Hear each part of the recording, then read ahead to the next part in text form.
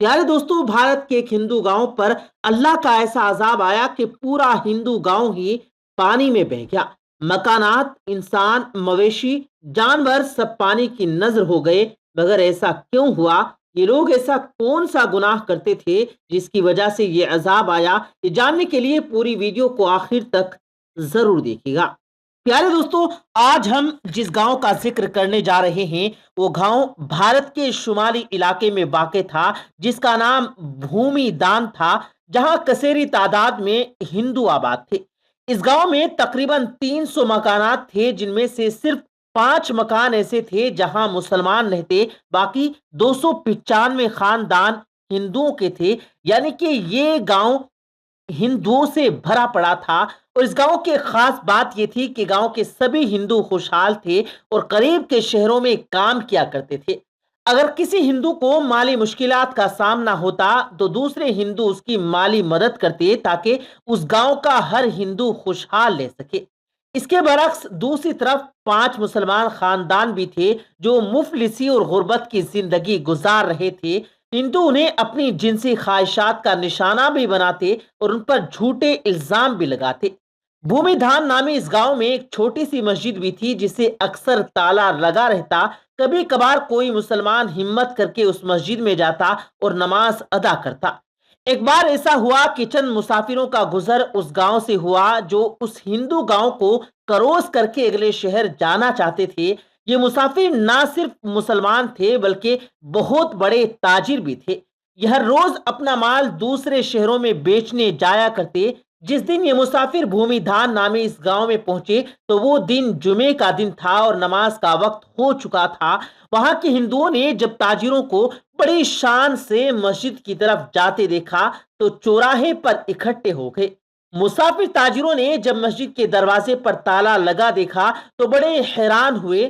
خیر، انہوں نے مسجد کے قریب پہنچ کر ایک مسلمان شخص کے گھر سے چابی لی اور مسجد میں داخل ہو گئے۔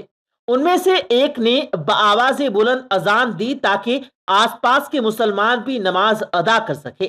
ناظرین گرامی، جب مقامی مسلمان مسجد میں آ گئے تو مسافر تاجروں میں سے ایک شخص نے صورتحال بھانپتے ہوئے تقریر شروع کی۔ گاؤں کے غیر مسلم مسجد کے باہر کھڑے تقریر سن رہے تھے۔ یہی وجہ تھی کہ تقریر کرنے والے نے غیر مسلموں کو اللہ کے عذاب سے ڈرایا اور لوط علیہ السلام کی قوم کا حال بیان کیا کہ کیسے وہ ہم جنس پرستی میں مبتلا ہوئے اور اللہ نے ان پر عذاب نازل کر دیا۔ جبکہ تقریر کرنے والے شخص نے مسلمانوں پر ظلم ڈھانے والوں کو بدترین انجام سے بھی آگاہ کیا۔ اس کے بعد جمعے کی نماز ادا کی گئی اور تاجر اپنی منزل کی طرف روانہ ہو گئے۔ دوسری طرف گاؤں کے جو نون مسلم جنہوں نے تقریر سنی تھی، بجائے اس کے کہ مسلمانوں سے اچھا سلوک کرتے، ان میں ایسی خرابی پیدا ہوئی کہ جس کا کسی نے یقین نہیں کیا تھا۔ بھومی دھان نامی اس گاؤں کے غیر مسلم ہم جنس پرستی میں مبتلا ہو گئے۔ گاؤں کے پنڈت نے مسلمان تاجر کی تقریر سنی تو اس نے یہی کہنا شروع کر دیا کہ مسلمان جھوٹ بولتے ہیں۔ مرد کا مرد سے جنسی لطف حاصل کرنا یا عورت کا عورت سے جنسی لطف حاصل کرنا کوئی برائی نہیں ہے۔ ساتھ ہی ساتھ پنڈت نے گاؤں کے غیر مسلموں کو بھی یہ دعوت دی کہ تمام ہندو بھی اس گھنونے فعل کو اپنا لیں۔ اگر مسلمان سچے ہیں تو ہم بھی دیکھتے ہیں کہ کیسے ہم پر عذاب آتا ہے۔ اس کے بعد پورا غیر مسلم گاؤں پنڈت کی کہی ہوئی بات پر عمل کرنے لگا۔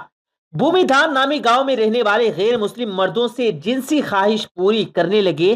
بھومی دھان نامی گاؤں میں رہنے والے غیر مسلم اپنی جنسی خواہشات مردوں سے پوری کرنے لگے اور ہندو عورتیں بھی لذت کے لیے دوسری عورتوں کا استعمال کرنے لگی۔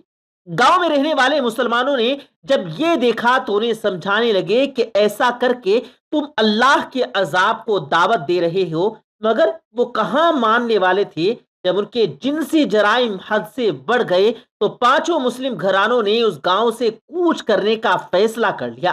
جس دن مسلمانوں نے گاؤں چھوڑا اس سے اگلی رات اللہ کا قہر نازل ہوا اور پورا گاؤں سیلاب کی لپیٹ میں آ گیا اور تمام غیر مسلم اپنے مکانات اور بچوں سمیت پانی میں بہہ گئے، کیونکہ استغفر اللہ، انہوں نے اللہ کے قہر کو دعوت دی تھی۔ پیارے دوستوں، جب جناب لوط علیہ السلام کی قوم نے بھی ایسی ہی نافرمانی کی تو ان پر بھی سخت عذاب آیا۔ حضرت جابر بن عبداللہ رضی اللہ تعالی عنہ سے روایت ہے کہ جناب رسالت آپ صلی اللہ علیہ وآلہ وسلم نے ارشاد فرمایا، سب سے زیادہ اندیشہ مجھے اپنی امت پر قوم لوط کے فعل کا ہے۔ حضرت عبداللہ بن عباس رضی اللہ تعالی عنہ سے روایت ہے کہ جناب رسول کریم صلی اللہ علیہ وآلہ وسلم نے ارشاد فرمایا، ملعون ہے وہ شخص جس نے قوم لوط کا کام کیا۔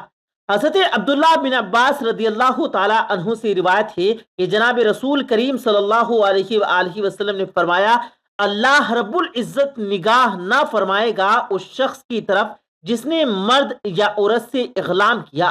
جب قوم لوط نے بدفعلی کی اور اس پر اڑے رہے تو اللہ رب العالمین نے ان کو عذاب سے ہلاک کر دیا۔ قوم لوط کا قصہ تفصیل کے ساتھ کتابوں میں تفصیل سے مل سکتا ہے۔ مختصراً یہ کہ قوم لوط کی بستیاں نہایت زرخیز اور پھلوں سے بھرپور تھی۔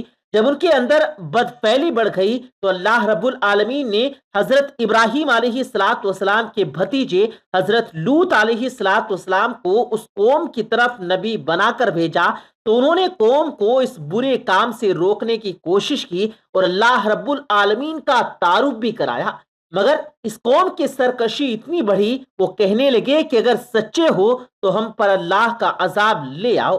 اس وقت حضرت لوط علیہ السلام نے دعا کی کہ اے ہمارے پروردگار، فساد کرنے والی اس قوم پر میری مدد فرما۔ اللہ رب العالمین نے دعا قبول کی اور قوم پر 3 عذاب مسلط کر دیے گئے۔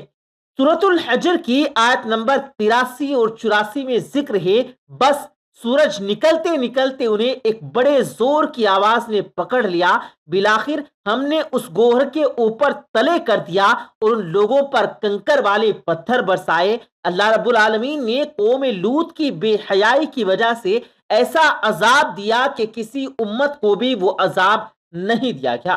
اسی لیے حدیث پاک میں قلم ہے کہ جس کو بھی قوم لوط جیسا عمل کرتے پاؤ تو فاعل اور مفعول دونوں کو قتل کر دو۔ ایک روایت میں تو یہ فرمایا کہ جو شخص چوپائے سے بدفعلی کرے اس کو اور جانور کو دونوں کو قتل کر دو۔ ناظرین میں ابن ابی دنیا نے محمد بن مفکر رضی اللہ تعالی عنہ سے روایت کی ہے کہ حضرت خالد بن ولید رضی اللہ تعالی عنہ نے خلیفہ اول حضرت ابو بکر صدیق رضی اللہ تعالی عنہ کو لکھا کہ رب کے اطراف میں بعض ایسے لوگ پائے جاتے ہیں جو عورتوں کی طرح مردوں سے نکاح کرتے ہیں۔